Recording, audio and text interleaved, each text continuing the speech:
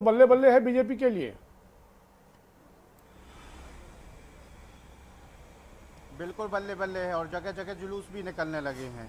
मैंने सुबह ही आपको बताया था जब हमारी बात हो रही थी तब और ये इंदौर यहाँ से का तो चुनाव लालवानी सिर्फ साहब एक बीजेपी सीट के की लड़ाई उम्मीदवार पर है। रिकॉर्ड वोट से छिंदवाड़ा जो कि शिवराज सिंह छीनना चौहान चाहती से थी कहीं भाजपा। ज्यादा 2 लाख ज्यादा, यानी कि 10 लाख मतों से वो जीते हैं। हाँ अभिषेक।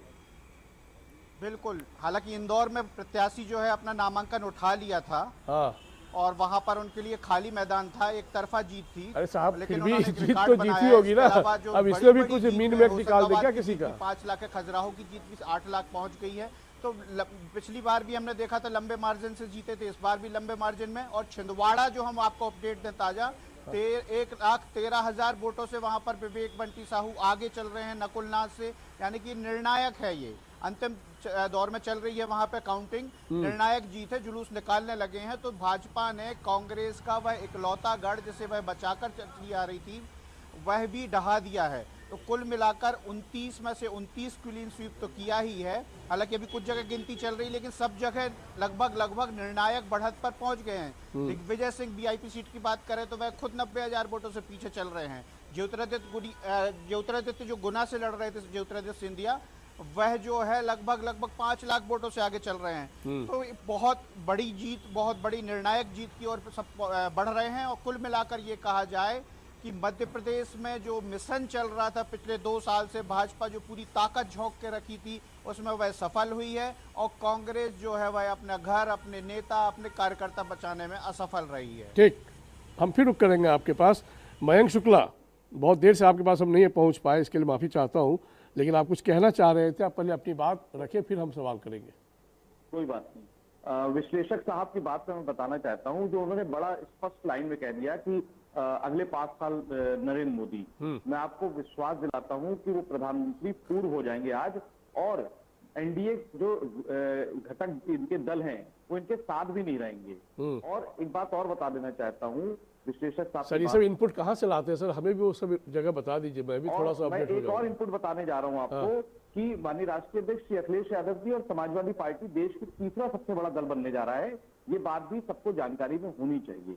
स्पष्ट रूप से सारी बातों का निचोड़ ये है कि जो जनता की लड़ाई ताकत से लड़ेगा, युवाओं की लड़ाई लड़ेगा, उसे जनता सर बिठाएगी, सर माथे लेगी। और अजय मिश्रा टेनी जैसे लोग जिन्होंने किसानों को कुचलने का काम किया, उन्हें जनता ऐसे ही सबक सिखाने का काम करेगी। ये बिल्कुल स्पष्ट जनादेश है, इसे भारतीय जनता पार्टी के नेताओं को मान लेना चाहिए। ठीक, मान लीजिए भाई मनोज भाई। देखिए, अब मिश्रा जी उन्होंने क्या किया, टेनी साहब ने क्या नहीं किया, ये तो कानून ने अपना काम किया ना। ये भारतीय जनता पार्टी में ऐसा होता है, कानून थोड़ी जानता है, सिर्फ नहीं, दुनिया भी जानती थी। नहीं, दुनिया जानती थी तो उसमें क्या, उनका बेटा जेल गया, चीजें हुई। समाजवादी पार्टी के टाइम में तो ऐसा होता नहीं था। समाजवादी पार्टी में तो अगर लखनऊ से फोन गया तो अधिकारी कहता है ठीक है जाओ, आप जरूरत नहीं है, घर जाओ अपने। तो ये फर्क है। पर मैं आज हम लोग बैठे हैं, मानते हैं इस बात को कि अगर हमारी कहीं गलतियां हैं और उनमें सुधार लाया जा सकता है, समीक्षा की जा सकती है, समीक्षा करेंगे। और जो चीज मिलनी चाहिए तो नहीं मिली, क्यों नहीं मिली, क्या कारण रहा उसके पीछे, क्या चीजों को हम लोग और सुदृढ़ और अच्छा बना सकते हैं, तो ये हमें बिल्कुल करेंगे। ये बात बिल्कुल ठीक है। पर सरकार बन रही है और बहुत मजबूती के साथ सरकार बन रही है।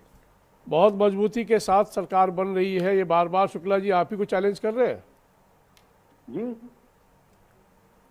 मोदी जी अगर 10 साल जो ध्यान लगाने गए हैं, अगर 10 साल पहले चले जाते तो ध्यान लगा के सोच लेते कि उनको अच्छे काम कैसे करने हैं।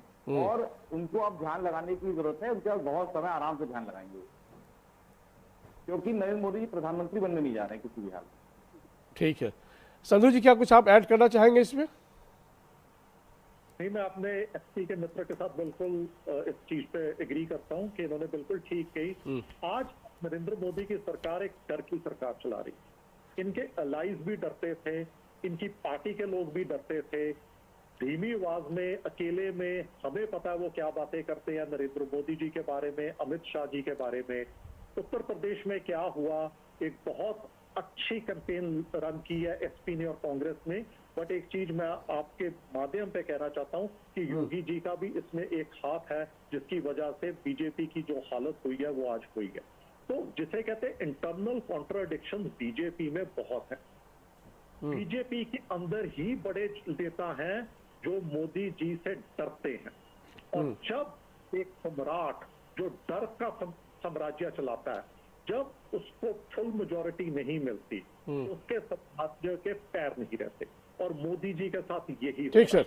और आप देख लेना अगले 24 घंटे, 48 से 72 घंटे में एनडीए और बीजेपी में से ही आवाजें आएंगी मोदी हटाओ। ठीक सर, मैं फिर रुक करूंगा। प्रवीण इस वक्त हमसे रायपुर से जुड़ गए हैं। प्रवीण भाई, मध्य प्रदेश की बात करें या छत्तीसगढ़ की बात करें, वहां तो सब जगह बीजेपी का अपना झंडा फहरा रहा है। पूरी मजबूती के साथ भरोसा जताया मतदाताओं ने।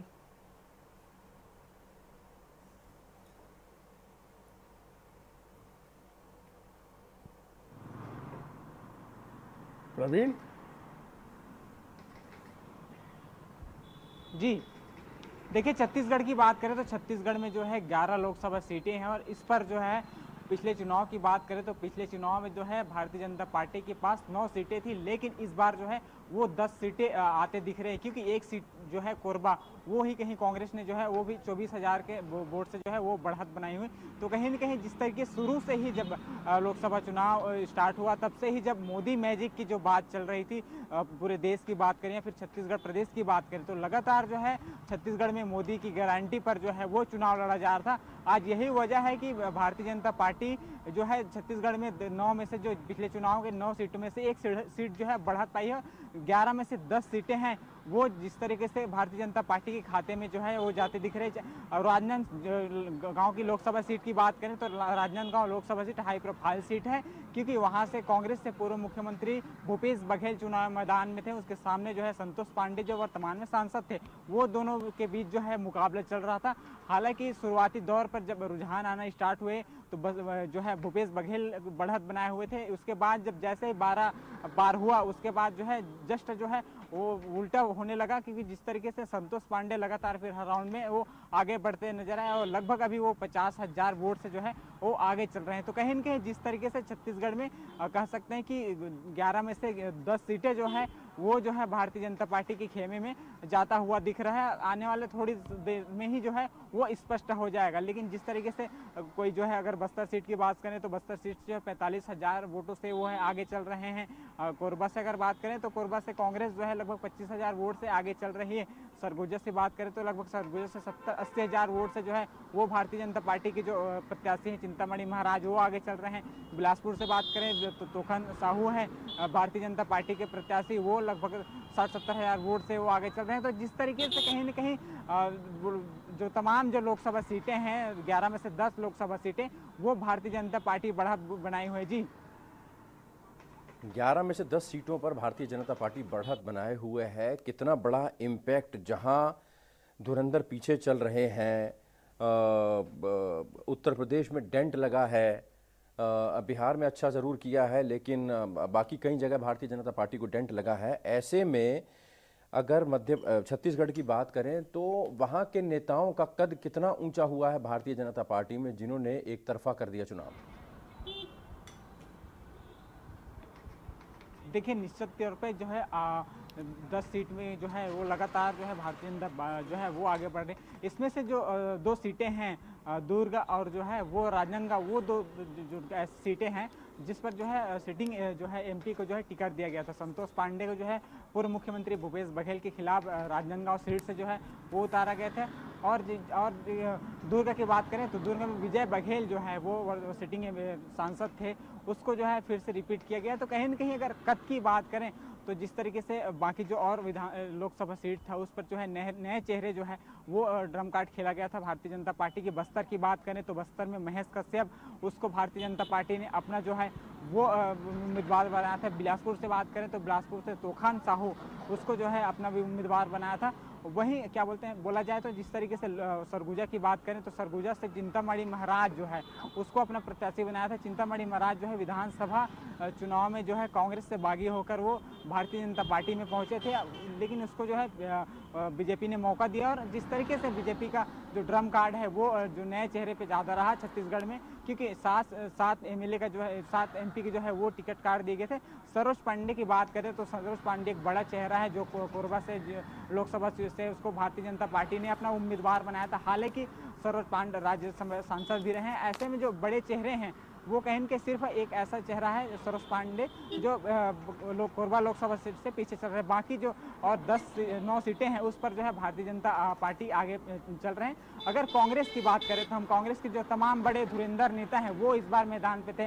अगर हम बात करें पूर्व मुख्यमंत्री भूपेश बघेल की, पूर्व मंत्री ताम्रध्वज साहू की, पूर्व मंत्री शिव कुमार डहरिया की, तो ये तमाम जो बड़े नेता हैं कांग्रेस की वो मैदान पे थे। लेकिन कहीं न कहीं जिस तरीके से भूपेश बघेल जो है शुरुआती दौर पे जो है वो आगे बढ़ता हुआ दिखा, लेकिन जिस तरीके से और जो पूर्व मंत्री शिव डहरिया की बात करें या फिर जो है पूर्व मंत्री ताम्रध्वज साहू की बात करें, ये जो है तमाम जो है शुरुआती दौर से ही पीछे चल रहे हैं। तो कहीं न कहीं जिस तरीके से अगर हम राजधानी रायपुर सीट की बात करें तो रायपुर सीट जो है वो शुरू से ही जो है भारतीय जनता पार्टी के पक्ष में जो है बात हो रही थी। लगातार जो है लोग भी है, चाहे भारतीय जनता पार्टी के भी लोग हो या फिर आम लोग हो, कहीं ना कहीं बीजेपी को कहीं पिंच मारता समझ आ रहा था। लेकिन जिस तरीके से आज जो है रायपुर लोकसभा सीट की बात करें तो लगभग 3 लाख से अधिक की वोट से जो है बृजमोहन अग्रवाल जो तत्कालीन सरकार में जो है मौजूदा सरकार में शिक्षा विभाग के मंत्री हैं वो जो है चुनाव लड़ रहे हैं यहाँ से। ऐसे में लगभग 3 लाख से अधिक की मार्जिन से वो जीत रहे हैं, क्योंकि